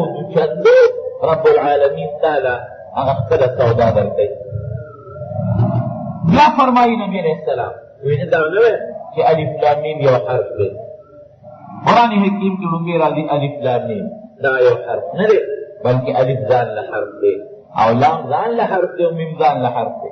زمونږ دا طالبان او علما کې پوهېږي چې الف دا هغه مسمى مجهول په اعتبار یو لفظ دی او یو حرف دی، او که الف دا خپل اعتبار د اسمیت ولا ورکوي نو بیا الف درې حرف دي بیا په دېرش نه کاملوي، او بیا لام درې حرف دي دېرش نه کاملويږي، او بیا میم درې حرف دي دېرش نه کاملويږي. او کوم چې موږ په ترکیب کې استعمالو هغه مسمى او مدلول هغه یو حرف دی، نو په هغې خدای پاک یو حرف باندې لس نکۍ ورکوي. یو ځل ستاسو د پوهېدلو دپاره وی الحمد پنځه حرفونه دي، نو چې څوک یو ځل ووایي الحمد د خدای په دربار کې د 50 نیکۍ وګټلې. ګوره د پوهې غوندې حرف دی. یو ماشوم چې دا حافظ کړه ته وي الف زرعه 10 نیکۍ وګټلې، بیا وایي بې ضربه بیا 10 نیکۍ وګټلې، بیا وایي ت زرقه بیا 10 نیکۍ وګټلې. دا یو حرف باندې رب العالمین د دنیا ثوابونو نیکۍ ورکوي. بل حدیث کې نبی علیہ السلام فرمایي خیرکم من تعلم القرآن وعلمه. ګوره موږ ښه سړی چاته وایو کوم سړی چې ایمانداري او چاته په میاشت کې یو لمونځ وکړي نو دا ښه سړی دی، یا یو لیډر دی، یا یو مالدار سړی دی او ستا غم خواه دی جنازې له راشي، یا تا له دعا تعزیت له راشي، یا دا ستا د زوی د واده مبارکۍ له راشي، موږ وایو دا ښه سړی دی. او قرآن حکیم کې الله ښه سړی بل ښولی، نبی کریم صلی اللہ علیہ وسلم ښه سړی بل ښولی دی. د دواړو جهانو سردار فرمایي خیرکم من تعلم القرآن. څوک چې قرآن زده کړي یا قرآن بل ته وښایي، یو روایت کې یو دی بلکې او دی، قرآن زده کړي او یې بل ته وښایي. وایي د ده نه پیغمبر علیه السلام فرمایي ښه سړی بل نشته. نو په ښه سړیتوب ورونو مونږ ختمېږي که د خدای پیغمبر پرې ختمېږي؟ جواب راکړې د خدای پیغمبر. نو د خدای پیغمبر فرمایي کوم سړي لکه دا بچي دوی د خدای قرآن زده کړه، او زده کول عام دي که د لفظ دی او که د مفهوم او د معنا دی او که د مسایلو دی. ښودنه عامه ده که الفاظ ورته وښایي، که مفهوم او معنا ورته وښایي او که مسایل ورته وښایي. نو دې ماشومانو قرآن حکیم زده کړه او حافظ صاحب قرآن حکیم ورته وښو. نو زه نه یم د خدای پیغمبر وایي چې دا ښه خلک دی. اوس چې خدای او د خدای پیغمبر ورته ښه خلک وایي، مونږ ورته ښه خلک وایو که نه؟ جواب به ماله راکوئ مونږ به ورته ښه خلک وایو. نو کوم خلک چې د قرآن خدمت کوي یا قرآن زده کوي د الله د پیغمبر د وینا مطابق دا ښه خلک دي. بل حدیث کې نبی علیہ السلام فرمایي ګوره دې نه واضحه اشراف امتی حملة القرآن. کوم خلک چې هغوی قرآن بار کړه، قرآن یې څنګه بار کړه؟ لکه یو سړي په سر باندې یو کتابونه پنډ کړي دي، یا یو سودای په سر باندې ایښې ده، یو بوجۍ یې سر ته اوچته کړې ده، دا د هغه بوجۍ اوچتوالی دی. دارنګې وروڼو قرآن چا بار کړی دی چې کوم د قرآن حکیم حافظان دي، لکه ستاسو حافظ ضعیف شو، او یا لکه مثلا دا زمونږ دا بل لور دا ناتخواني چې وکړله، یا دا بل لور چې دې وروڼو زمونږ دا کوم ناتخواني وکړه حافظان ګلزمان قاري صاحب یا دا بل قاري صاحب شو، دا حاملین د قرآن دي. قرآن یې په دې خپله سینه کې وروڼو ایښودی دی. یا حامل د قرآن چې د قرآن معنی په دې خپله سینه کې پرته وي، سینه د قرآن نه ډکه ده. او یا هغه خلک چې د قرآن مسایل په دې سینه کې پراته دي د حملة القرآن وایي. د دواړو جهانو سردار فرمایي دې نه ویم چې اشراف امتی زما امت خو ټول بهتر دی، کنتم خیر امت، لیکن دې بهتر امت کې بیا بهترین خلک څوک دي چې چا د قرآن په دې خپله سینه کې بار کړی. اشراف امتی ټول اوایه الحمدلله. چاته د قرآن په سینه کې یادي د قرآن هغه الفاظ د سینه کې بار کړي دي، چا به د قرآن حکیم معنا په سینه کې بار کړي. او تاسو هم د قرآن حکیم بار کوونکي ولې؟ ځکه دا مونځ مسایل څه ناڅه خو درته معلوم دي که نه؟ 4 رکعته فرض دي مثلا، او داسې مونځ به کوو، زکات په داسې طریقه ورکوو، دا شی حرام دی، زنا حرامه ده، او دارنګې جواري حرامه ده، شراب حرام دي، دا سیز حلال دی. دې باندې خو ستاسو د ټوله پوهه شته. نو د قرآن دا بعضې مسایل تاسو په خپله سینه کې بار کړي دي. نو چې کوم سړی د قرآن الفاظ، د قرآن مفهوم او د قرآن مقاصد او مسائل په دې خپله سینه کې بار کړي، چې ډېرې بار کړي دي نو ډېر شریف انسان شو، او که لږې بار کړي دي لږ شریف انسان شو. دا خو د قرآن حکیم بل فضیلت. بل حدیث کې نبی علیہ السلام فرمایي ما ستاسو مخکې ولوستو ان الله يرفع بهذا الكتاب اقواما ويدعو به آخرین. چا چې د قرآن حکیم سره خپل نسبت پیدا کړ لکه قرآن حکیم یې یاد کړ مثلا یا په معنا ځان پوهیږي یا بل ته ښودنه کوي یا په عمل کوي یا د قرآن حکیم چې څوک خدمت کوي د هغې خدمت کوي. اوس په دې وروستنۍ خبره چې ورونو تاسو شامل یو که نه یې دې جومات کې چې دا کم طالب علمان دي د دې د وظیفو د ډوډۍ انتظام څوک کوي؟ فرشتې یې کوي که تاسو یې کوئ؟ ظاهر کې څوک ډوډۍ ورکوي؟ هم تاسو خلک ورکوئ، د محلي خلک ورکوي. دا هم د قرآن حکیم سره نسبت دی. یا لکه مثلا دې تقریر راغلی او دې تقریر کې تاسو کېناستی نو په څه نیت په دې تقریر کې کېناستی؟ خالص په دې نیت چې د قرآن یو څو خبرې وورو. دغه نیت دی که نه؟ نو د دواړو جهانو سردار فرمایي ان الله يرفع بهذا الكتاب اقواما. دغه قومونه چې د قرآن سره نسبت پیدا کی تړون او ربط پیدا کی دی به خدای پاک عزتمن کوي، مرتبه به ولا الله اوچتوي. او کم خلک چې د قرآن سره خپل نسبت برابر نه کړي او د قرآن سره تعلق نه ساتي، قرآن ته سپک نظر کوي، د قرآن خدمت نه کوي، یدعو به آخرین. د دواړو جهانو سردار فرمایي دا قوم به خدای ذلیل کوي، د دنیا هغه بیکار او خطرناکه مرتبه به الله ورکوي. خدای پاک دې دغه قوم نه وساتي.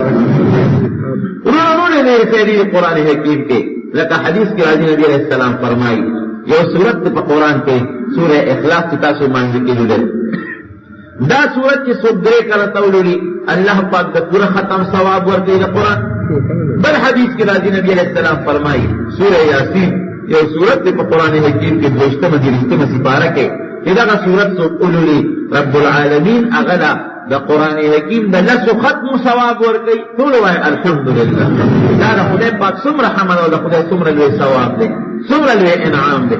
دا یو صورت باندې خدای پاک انسان لا روح ډېر زیاتې فایدې ورکوي. نو د قرآن فایده خدا ده چې قرآن حکیم ته تلاوت وکړي، قرآن حکیم ته نظر وکړي، قرآن حکیم خپل دیم کو او د قرآن د طالب سره د امداد هم وکړو. دا ټول ورو د قرآن عظمت دی او د قرآن هغه خیر او برکت دی. دنیا کې هم خدای پاک انسان له خیر وکړي، خیرت کې هم. ټول دویمه خبره دا ده چې دا کم خلک د قرآن حکیم خدمت کوي لکه حافظ صاحب شو مثلا یا د هغه شاګردان شو مثلا دې سره به موږ څه کوو؟ نو ښکاره خبره ده چې مسلمان له پکار دي چې هغه د نیکانو خلقو عالمانو حافظانو قاریانو قدر وکړي. ولې؟ ځکه د دواړو جهانو سردار ورته اشراف امتي ویلي دي چې زما د امت شریفانان او عزتمن خلق دی. نو کوم خلق چې د امت شریفانان او عزتمن دي نو د شریف سړي عزت په بل شریف واجب دی. پکار دی چې د ښه انسان مونږ قدر او عزت وکړو او چې کوم سړی ښه نه دی او خراب سړی دی مسلمان له نه وي پکار چې د هغه قدر او د هغې عزت وکړي. ورونو قدر او عزت به څوک کوي؟ د نیکانو خلقو د عالمانو او د قاریانو قدر به څوک کوي؟ قدر زر زرګر شناسد قدر جوهر جوهري. وی د زرو په قدر زرګر پوهېږي. که یو پیسه دې په لاره زیړه وموندله او تا راواغېسته ما ته چې وښوله زه به یې مړه داسې زنګوالې پیسه د اخوا به وغورځم. لیکن که زرګر لږ یوړه هغه په هغه خپل کاڼي باندې ومږله او هلکه دا خو سره زر دي دا خو د تولې نه زیات دي او بیا وټکوي یو مزېداره غوندې ګوته یا میل به ترې جوړ کړي. دا ټولې غوندې اوسپنه دې ومونته ته به یې اخوا وغورځوې چې مړه دا به څه جیب کې ګردوم دروند شی دی او که یو انسان نه دې ورکړه بیا یې ترې وټکوي هغه به ترې د زرګونو روپیو تماچه جوړه کړي، د زرګونو روپیو یو سامان به ترې جوړ کړي. نو دا علم او دغه رنګې د قرآن قدر به نو چا سره چې د خدای د ذات قدرې وي. که چا سره د خدای د ذات دا قرآن څه شی دی؟ دا د الله پاک کلام او د خدای خبرې دي. نو چې چا سره د خدای د ذات قدر وي د خدای د خبرو به هم قدر کوي. او که زه ستاسو خوښ یم زما خبرو ته هم توجه ورکوئ. او چې کوم سړی ستاسو نی خوښ مړه وي لرې که داسې سپېره سړی دی د هغه خبرو ته هم څوک غوږ نه ږدي. نو که الله پاک ستاسو خوښ وي د هغه د خبرو به هم قدر کوئ، غوږ به ورته ږدئ. او که خدای سره مینه نه د هغه د خبرو به هم قدر نه کوئ. نو زمونږ خو الله سره ورونو مینه شته که نه؟ ټول وایې او ټول وایې الحمدلله. موږ به د خدای د کتاب او د خدای د خبرو سره انشاءالله مینه او محبت کوو. ورونو امام مالک صاحب رحمت الله علیه د دین یو ډېر لوی امام تېر شوی دی. د دین څلور امامان تېر شوي دي. هسې ائمه خو ډېر خو د کومو ائمه او مذهبونه چې خواره دي نو په هغې کې موږ د امام ابو حنیفه رحمت الله علیه مذهب سره تعلق لرو. او یو بل امام تیر شوی دی امام مالک ابن انس رحمه الله، دا هغه یو لوړ مذهب شته په سودان کې او دغه د حبشي علاقه کې اوس هم د هغه ډېر زیات مقلدین دي او د هغه د مذهب خلک شته دي. دا امام مالک رحمت الله علیه ډېر لوی بزرګ سړی تیر شوی دی. بلکې یو حدیث کې علما لیکي د امام مالک رحمت الله علیه ته اشاره پیغمبر علیه السلام کړې ده چې یو وخت به راشي مدینه منوره کې چې مدینه منوره کې به یو عالم موجود وي او د دنیا خلک به هغه له سفرونه کوي او راځي به وله. نبي علیه السلام فرمایي نو څوک وایي چې د دې نه مراد عمري زاهد مراد دی، لیکن زمونږ جمهور محدثین لیکي چې د دې نه مراد امام مالک ابن انس دی. او دغه پیشنګوی د پیغمبر علیه السلام رښتونې شوه په مدینه منوره کې به ناست و د پیغمبر علیه السلام په جومات کې او د دنیا طالبان به راتلل. لویه حلقه د درس به وه، د احادیثو لویه حلقه به وه، په سوونو په زرګونو خلک به امام مالک رحمت الله علیه ته ناست او د پیغمبر علیه السلام احادیث به یې زده کول.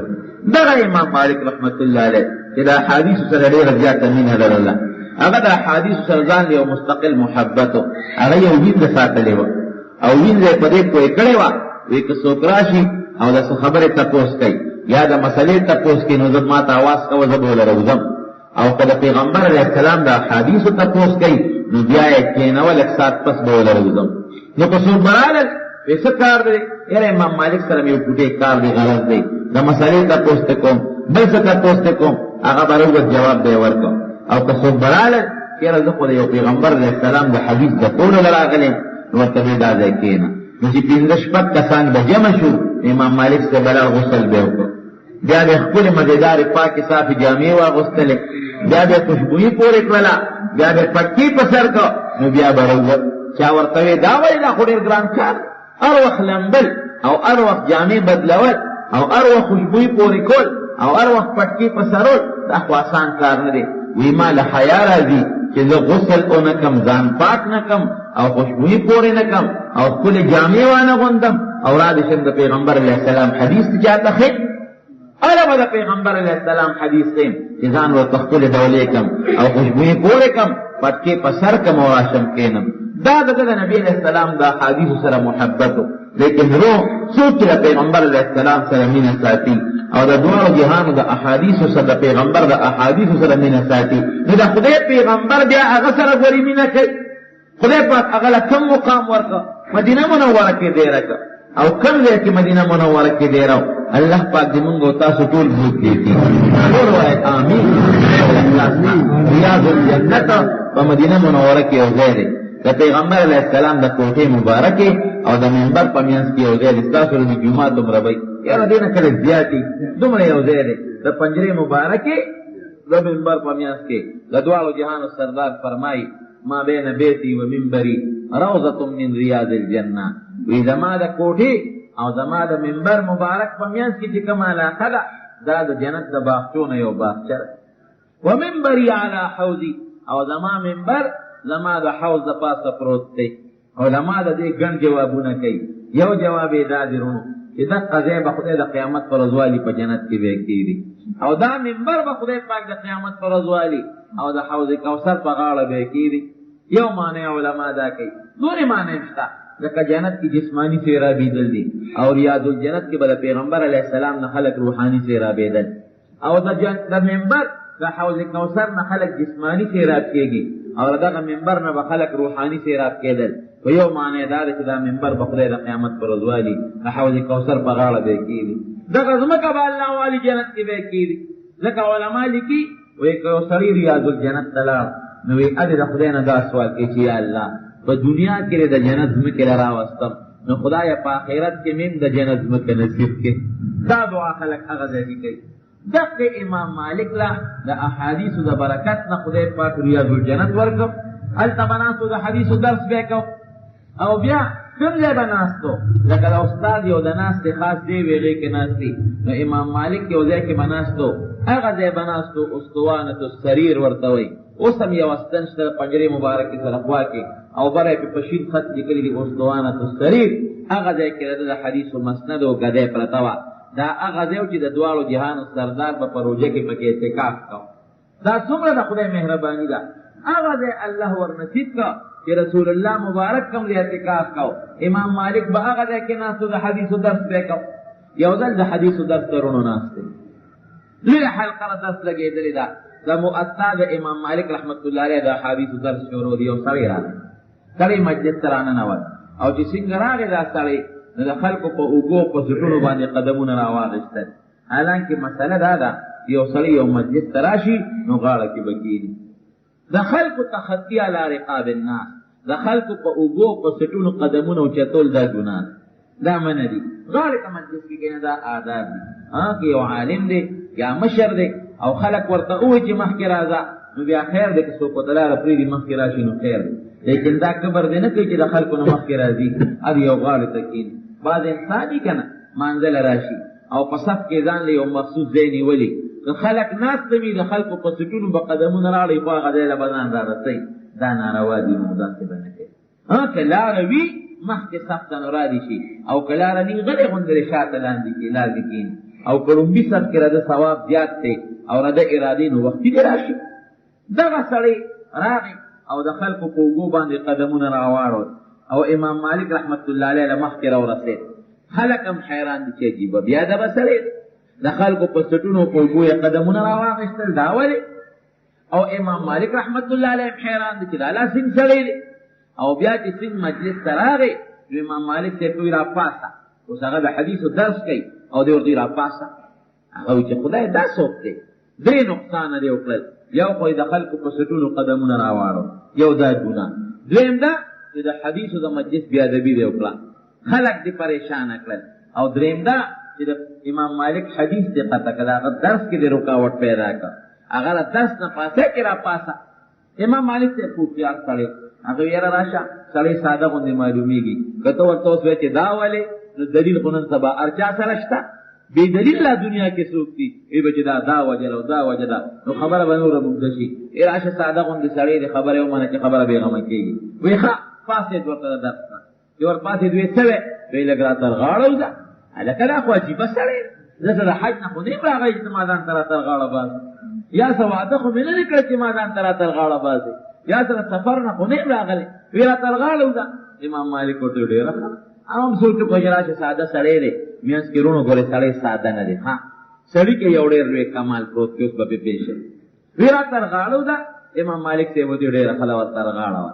بیا ورته هغه سړی وایي وایي دا تندی دی را دې خوا که چې دا هم درله ښکل کړم. امام مالک وایي عجیبه سړی دی، وایي ډېره ښه ده ښکل که، تندی یې وله ښکل که. امام مالک صاحب ورته وایي ستا کار خلاص شو. یو وایي اوس د نظم یو تپوس کوم، وایي دا دې ولې دا چل وکړه؟ یو خو دې کبر وکړه او هغه د خلکو په سټونو دې قدمونه راواړو، دویم د مجلس کې د انتشار راوست، او دریم په ما د حدیثو درس کټ کړه، دا ولې؟ هغه ورته جواب کې څه وایي؟ وایي بېګا مې د دواړو جهانو سردار په خوب کې لیدلی دی. هغه سړی ورته وایي. حدیث کې راځي نبی علیه السلام فرمایي من رآني فی المنام فقد رآني. وایي چا چې زه په خوب کې ولیدلم د داسې شوله که چې زه په ویښه لیدلی. فإن الشیطان لا یتمثل بي، ځکه شیطان زما په شکل نشي راتلی. نو پیغمبر علیه السلام د خدای پاک مونږ ټولو ته په ویښه موقع او په خوب کې دی مراد، په ویښه په محشر او په قبر کې او په خوب کې چې خدای پاک فضل وشي که نه هېڅ رکاوټ بیا ورونه پیدا کېږي. بهر صورته ورته وي بېګا مې د دواړو جهانو سردار په خوب کې ولید. وی دې جومات کې دغه ځای ولاړ دی او خپل ملګري صحابه هم ورسره دي او امام مالک ته وایي مالکه تا درس کو. وی نبی علیه السلام وفرمایل چې د امام مالک مال راولې. وی تا ته چا وي چې رسول الله مبارک دې غواړ. وی ته پاسې دی او دا اولی دې رپېدل، دا ډېره یارې نه. یقینا حضور پاک چې چاته آواز وکړي سړی وایي چې څه به وایي راته؟ وی دا اولی دې رپېدل. وی چې ور پاسې دی ورغلې، وی د دواړو جهانو سردار وفرمایل چې مه یارېږه لږ را دې خوا شه. وی حضور پاک ځان ته نږدې کړې او ځان ته یې را تر غاړه باسلې او ای مالکه پیغمبر علیه السلام په دې تندي باندې ښکل کړې، اوم یې ځان ته را تر غاړه باسلې او اوم یې په تندي باندې ښکل کړې. وی ما وی چې کله به سهار کېږي چې ځان امام مالک ته ور ورسوم او هغه سینې پورې خپله سینه ومږم چې کومې پورې د دواړو جهانو سردار بېګا سینه مږلې ده او هغه تندي ښکل کړم چې کم تندي باندې د دواړو جهانو سردار خپلې مبارکې شونډې لګولې دي ټول وایي الحمدلله. ورونو دا ولې پیغمبر علیه السلام ولې امام مالک ته ورته غاړه وته او د امام مالک تندي یې ولې ښکلا قدر زر زرګر شناست قدر جوهر جوهري. امام مالک د خدای د پیغمبر د احادیثو او د خدای د کتاب عالم و حافظ دی. هم د احادیثو حافظ، د احادیثو عالم، هم د قرآن حافظ، هم د قرآن عالم. د دواړو جهانو سردار یې دومره قدر کوي. امام مالک ورته وجړل او ورته وایي ای وروره چې تا دا خبر وي ځکه زر راغلم نه چې راشه چې خوب نه پاڅېدم را روان شوی یم تا له مې اوس ځان راورسوم ځکه مې دا بیا ادبی وکړې. بیا ورته امام مالک ته وایي ورته ویې وروره اوس زما م یو خبره واوره وی چې تا دا خبره وکړه اوسه پورې مې نه ده کړې خو اوس درته زه م ویم وی چې کله د دواړو جهانو د سردار په دې ګدۍ ناست یم او د دې احادیثو درس مې شروع کړی دی نو وی داسې شپه په ما نه ده راغلې چې په هغې کې د ما د پیغمبر علیه السلام سره ملاقات نی کړی او تر غاړه وتل مې ورسره نی کړی. هره شپه د نبي علیه السلام سره ملاقات، هره شپه ورته غاړه وتل. وروڼو دا د قرآن او د سنت برکت دی او که دا د مال او دولت برکت دی؟ جواب راکړئ. د قرآن او د سنت برکت دی. مالدار خو په دنیا کې ډېر دي، جاګیرداران خو په دنیا کې ډېر دي، انجینران خو په دنیا کې ډېر دي، ډاکټران خو په دنیا کې ډېر دي. که یو سړی انجینر دی ډاکټر هم دی او نیک سړی هم دی بلکل زمونږ د سر ګل دی او هغه ډېر نیک سړی دی. یو سړی مالدار هم دی او دیندار هم دی ډېره ښه خبره ده. لیکن چې مالدار دی د دنیا دولتمند دی او دینداري پکې نشته هغه د خدای نه لرې دی. او چې کوم سړي کې دینداري ده د قرآن او د حدیث خدمت کوي هغه الله ذوالجلال ته نږدې دی. نورونو پیغمبر علیه السلام خو اسې قدر د چا نه کوي، اسې پیغمبر علیه السلام عزت د چا نه کوي. ګوره صحابه کرام رضوان الله علیهم اجمعین دا څوک دا داسې غریبانان مسافر بعض پکې د رنګ نمتور فقیرانو مسکینانو بې وطنو، لیکن نبی کریم صلی الله علیه وسلم به د مکې او د مدینې منورې جاګیرداران پرېښودل او دا به درته رانږدې کول. دغه د قرآن والا خلک هغه ته رانږدې کول او ځان مینه ساتي چې د پیغمبر علیه السلام سره دې مینه د نبي علیه السلام د احادیثو سره او د پیغمبر علیه السلام د وطن او د کلي سره به مینه ساتي.